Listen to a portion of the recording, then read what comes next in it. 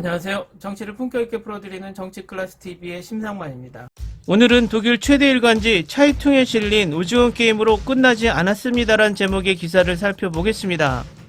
독일 언론 중에 많은 영향력이 있는 차이퉁이 대놓고 한류 극장 칼럼을 쓰고 있습니다. 지금부터 그 칼럼 소개를 하겠습니다. K-팝, 기생충, 그리고 가장 최근에 두 개의 넷플릭스 히트작, 한국은 엄청난 창조력을 가지고 있습니다. 국가가 문화 측면에서 아시아 이웃보다 더 잘하는 것과 독일이 한국으로부터 많은 것을 배울 수 있는 이유.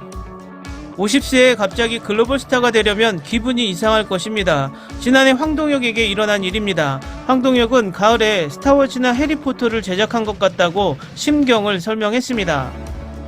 특히 스트리밍 서비스가 제공되는 대부분의 국가에서 그가 각본, 제작 및 감독한 넷플릭스 시리즈인 오징어 게임이 최고의 드라마 중 하나에 랭크되었다고 밝혔습니다. 오징어 게임은 이제 가장 성공적인 넷플릭스 시리즈 중 하나입니다. 또한 매우 성공적인 한국 시리즈로 미국, 영국에서만 평가되는 것이 아니라 전 세계적으로. 한국의 인구는 5천만 명에 불과하기 때문에 독일, 인도, 미국 시리즈 제작자들은 이 창조력이 어디에서 오는지 스스로에게 묻고 있습니다. 오징어 게임에서 그치지 않았습니다. 오스카상을 수상한 기생충과 같은 영화에서 싸이, BTS와 블랙핑크 등의 K-팝까지 몇 년 동안 한국 문화 수출은 전 세계적으로 성공적이었습니다. 최근 글로벌 성공은 넷플릭스의 지옥 시리즈와 동시에 태국인 블랙핑크의 가수 리사 마노반의 첫 솔로 월드 히트를 기록했습니다. 이것이 바로 현재 약 7천만 명의 인구와 활발한 음악, 영화 및 텔레비전 환경을 갖춘 태국에서 특히 강렬하게 이러한 국제적 성공에 대한 이해하는 이유입니다.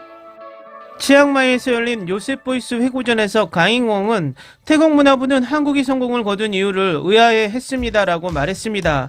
그녀는 1990년대부터 크리에이티브 아티스트, 큐레이터 및 영화 제작자로 활동해왔습니다. 아피차퐁 위스라타쿤의 첫 번째 영화를 위해 여전히 우리의 문화자금 지원이 없었기 때문에 도시바로부터 돈을 받아야 했습니다. 도시바는 여전히 만바트의 크레딧을 언급하고 있습니다라고 그녀는 웃습니다. 만바트는 목욕비 정도의 약 유로 260만 유로입니다. 아피차퐁 위스라타쿠는 태국에서 가장 유명한 영화감독으로 삼촌은 전생을 기억한다로 2010년 칸 영화제에서 태국인 최초로 황금 종려상을 수상했습니다. 그의 최신 영화 메모리아는 오스카상 후보에 올랐습니다. 태국이 아니라 촬영지인 콜롬비아가 제작했으며 틸다 스윈톤이 주연을 맡았습니다. 태국 예술계에서 항상 예외인 위스라타쿠는 더 이상 그는 모국 태국에서 작업하지 않습니다. 반민주주의로 변모한 전 군부 정부가 장악한 태국 문화당국은 당혹스럽습니다. 물론 이제 문화 대표자들은 왜 한국과 같은 소프트파워를 개발할 수 없는지 의아해합니다라고 말합니다만 한 가지 이유는 검열입니다. 모든 것이 태국적임을 확인하는 검열 작품을 누가 예술적으로 만들고 싶습니까? 라고 가잉웡은 말합니다. 태국은 민속과 수공예, 민주주의와 이국주의를 연결합니다. 그래서 문화도 그렇지만 더 전통적인 춤, 수공예품, 처음에는 비정치적이었고 오늘날의 비판으로 해석할 수 없습니다.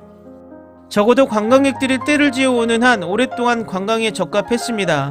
그러나 전 세계를 방문하고 이민하고 수출하는 매력적인 국가가 된 한국의 소프트파워는 물론 이런 식으로는 절대 도달할 수 없습니다. 미국의 정치학자 조셉 나이는 국가의 매력과 문화적 영향력을 경제나 군사력을 넘어선 소프트파워로 정의했습니다. 히트할 때마다 한국은 스마트하게 디자인된 명함을 전 세계에 보냅니다.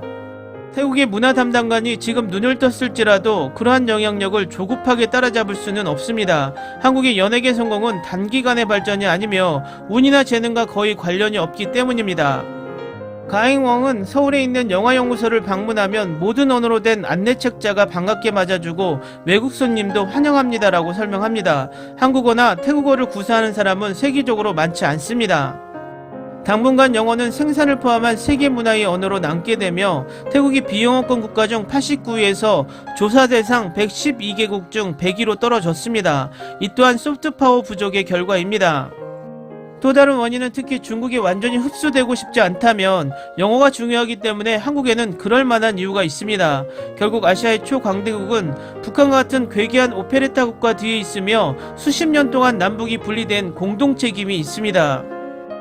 북한과 달리 남한은 이른바 호랑이 나라가 되었고 1960년대 이후 독일의 경제기적처럼 눈부신 성장을 거듭하고 있습니다. 그 나라는 1945년까지 일본에 의해 점령되었고 한국전쟁은 불과 5년 후에 발발했으며 일본 등 이웃들과의 경쟁은 여전히 지난 20년의 창조적 기적의 원동력 중 하나로 간주됩니다. 1980년대까지 남한의 영화와 텔레비전 풍경은 군부 독재에 시달렸는데 정권의 노선을 따르는 사람만 승진하고 권력을 가진 사람과 어울리지 않는 것은 검열되는 군부 독재였습니다. 오늘날 태국의 창작자들이 낙담하거나 다른 곳에서 행운을 시험하기 위해 나라를 떠나는 것처럼 사회적 상황을 묘사하는 것은 촬영이 허용되지 않는 분위기는 기본적으로 흥미진진한 배경 없이 사랑영화와 코미디만 있습니다. 이것은 또한 태국에서 주로 자체 제작을 보게 되는 것에 관한 것입니다. 품질의 차이는 적어도 BBC 시리즈와 비교하여 독일 TV 프로덕션만큼 명확합니다.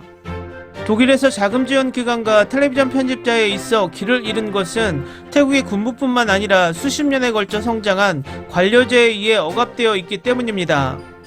한국의 영화산업도 1980년대 미국과 문화 매체 교류의 자유를 포함한 경제협정을 맺으면서 차단 방어 정신에서 서서히 탈피해야 했습니다. 그러면서 90년대 말 국가 검열이 완전히 폐지되었고 매우 효율적인 영화 자금 조달이 도입되었습니다.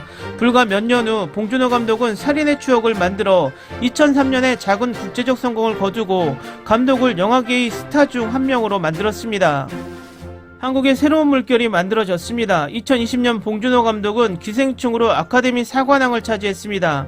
박찬욱의 올드보이는 오래전부터 아트하우스 히트를 쳤고 미국에서도 리메이크 되었습니다. 완벽하게 제작되고 우아하게 전달되는 특이한 이야기는 이 나라의 트레이드마크가 되었습니다.